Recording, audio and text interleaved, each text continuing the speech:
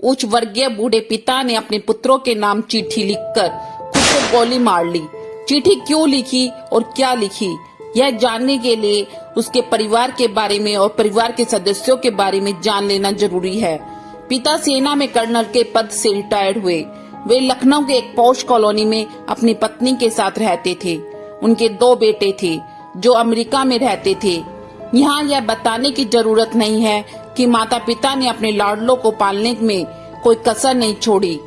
बच्चे सफलता की सीढ़ियां चढ़ते गए, पढ़ लिख कर इतने योग्य हो गए कि दुनिया की सबसे नामी गिरामी कॉर्पोरेट कंपनी में उनको नौकरी मिल गई। संयोग से दोनों भाई एक ही देश में लेकिन अलग अलग अपने परिवार के। एक दिन अचानक पिता ने रुआ से गले से बेटों को खबर दी, बेटे तुम्हारी माँ अब इस दुनिया में नहीं रही। पिता अपनी पत्नी की शव के साथ बेटों के आने का इंतजार करते रहे। एक दिन बाद छोटा बेटा आया जिसका घर का नाम चिंटू था। पिता ने पूछा, चिंटू मुन्ना क्यों नहीं आया? मुन्ना यानी बड़ा बेटा। पिता ने कहा कि उसे फोन मिला और पहली उड़ान से आए। यह बोलना धर्मानुसार बड़े बेटे को ही अपने माता पिता के शव को अग्नि देनी होती है, इसलिए फौजी ने जिद से पकड़ ली। छोटे बेटे के मुंह से एक सच निकल पड़ा। उसने पिता से कहा कि मुन्ना भैया ने कहा है कि माँ की मौत पर तुम चले जाओ, पिताजी मरेंगे तो मैं चला जाऊंगा। कर्नल साहब पिता कमरे के अंदर गए और खुद को कई बार संभाला। फिर उन्होंने एक पत्र लिखा जो इस प्रकार है, प्रिय बेटो, मैंने और तुम्हारी माँ ने बहुत सारे अरमानों के साथ तुम लोगों को पाला पोसा, दुनिया के सारे सुख दिए, देश दुनिया के बेहतरीन जगहों पर शिक्षा दी।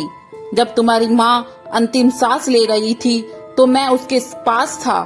वह मरते समय तुम दोनों का चेहरा एक बार देखना चाहती थी और तुम दोनों को बाहों में भरकर चूमना चाहती थी।